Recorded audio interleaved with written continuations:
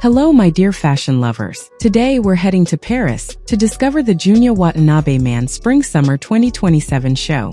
A collection titled Bling Bling Bling, marking a shift that is playful, raw, and effortlessly relaxed. A move by the Japanese designer to challenge our sartorial reference points and question the very status of streetwear. Inside Le Trianon in Paris, the atmosphere instantly shifts into an electric, raw energy, tinged with a very modern sense of nostalgia. How do you reinvent the legacy of streetwear today without falling into predictable tropes or commercial caricature? Junya Watanabe solves this equation with an immediate, uncompromising aesthetic clash, where the opulence of hip-hop culture meets the precision of master tailoring.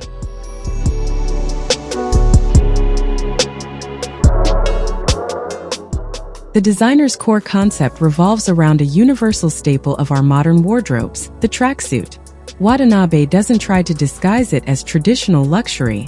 Instead, he extracts its popular essence, clashing it head-on with classical tailoring codes and the visual aesthetic of 1980s New York hip-hop culture. On the runway, the models walk with a nonchalant, almost rebellious stride, setting a heavy, proud, and rhythmic pace. The silhouettes move forward draped in heavy gold chains and long pearl necklaces, layered directly over athletic wear. The posture is confident, theatrical, and deeply rooted in street attitude.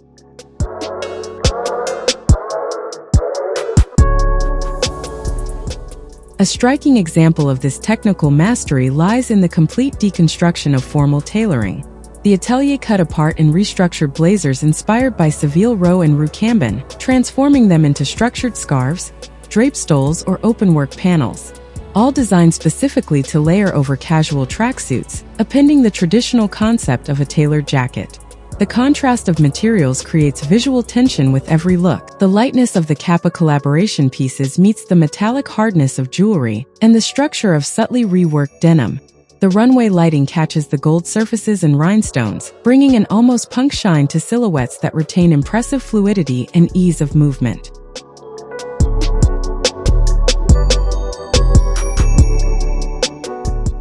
When it comes to the finishes, the secret behind this opulence comes from a remarkable collaboration with Japanese jeweler Kota Okuda. This craftsmanship shines through baseball caps turned into true sculptural headpieces, covered in miniature crowns, oversized brooches, safety pins, and fake banknotes, with heavy metal chains piercing through the visors in a radical way. The show opens with clean yet impactful tracksuits, featuring the Kappa logo repeated along the side stripes. On the visors, the graphic signature JW Man appears in bold typography, recalling the famous Hollywood sign. Then the narrative builds and the layering intensifies, introducing high-waisted trousers, structured Bermudas, pristine New Balance sneakers, and fluid shirts. The final climax delivers maximum visual density, where deconstructed tailoring and sculptural jewelry become one.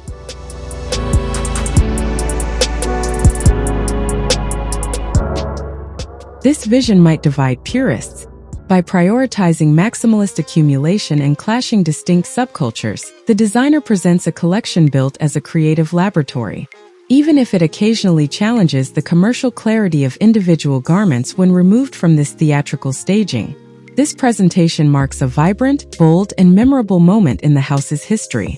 It proves Junya Watanabe's unchanged ability to take global pop culture and refine it through his own demanding textile engineering and love for artisanal detail.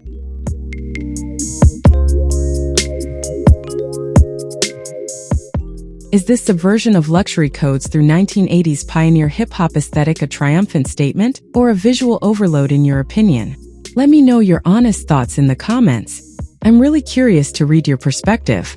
Thank you so much for sharing this analytical moment with me. As a quick piece of history, while heavy gold chains were popularized in the 1980s by groups like Run DMC or Eric B. and Rakim as a statement of wealth in working-class neighborhoods, the phrase bling bling itself only entered popular culture much later. It was popularized by the New Orleans hip-hop scene and Cash Money in the late 1990s. I wish you a fantastic time watching the rest of the show. Enjoy every silhouette, and I'll see you very soon for a new analysis.